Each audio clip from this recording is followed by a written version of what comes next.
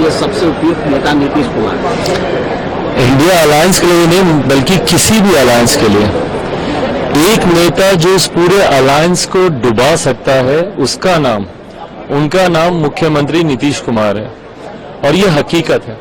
इस चुनाव में पहली बात तो एक तरफ में भारतीय जनता पार्टी, हमारे प्रधानमंत्री आदरणीय नरेंद्र मोदी जी, उनके नेतृत्व, उनकी मेहनत को, और साथ ही साथ भारतीय जनता पार्टी के राष्ट्रीय अध्यक्ष जेपी नड्डा जी को, हमारे गृह मंत्री, केंद्रीय गृह मंत्री आदरणीय अमित शाह जी को, और इन तीनों राज्यों के तमाम वरिष्ठ नेताओं को, प्रभारियों को, उनको मैं बधाई देना चाहूंगा। जिस तरीके से, जिस मेहनत से और सही नीतियों के साथ इन्होंने चुनाव लड़ा। और जहां पर विपक्ष को या इस एनडीए अलायंस को अगर नुकसान हुआ है, एनडीए अलायंस को, तो वो कहीं ना कहीं मुख्यमंत्री नीतीश कुमार जी की वजह से ही हुआ है और उनके बयानों की वजह से ही हुआ है।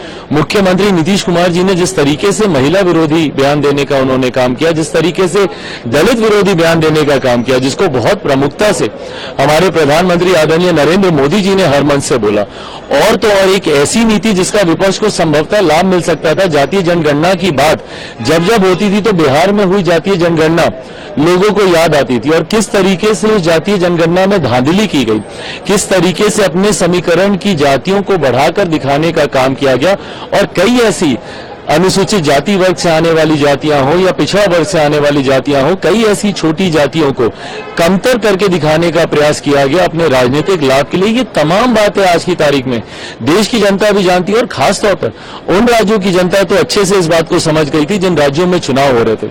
अगर आज विपक्ष हारा है तो उसके सबसे बड़े जिम्मेदार मुख्यमंत्री नीतीश कुमार जी हैं। बिहार की विधानसभा में उनके दिए गए अशोभनीय, अश्लील बयान है, जिस तरीके से उन्होंने अनुसूचित जाति वर्ग से आने वाले नेताओं का अपमान करने का काम किया, इस समाज का उन्होंने अपमान करने का काम किया, ये कारण बना है विपक्ष की हार का। और यकीनन मौजूदा प्रधानमंत्री जी के जिस तरीके से उनकी नीतियां रही हैं, जन कल्याण की योजनाएं रही हैं, उसका लाभ जरूर हमारे गठबंधन को मिला है।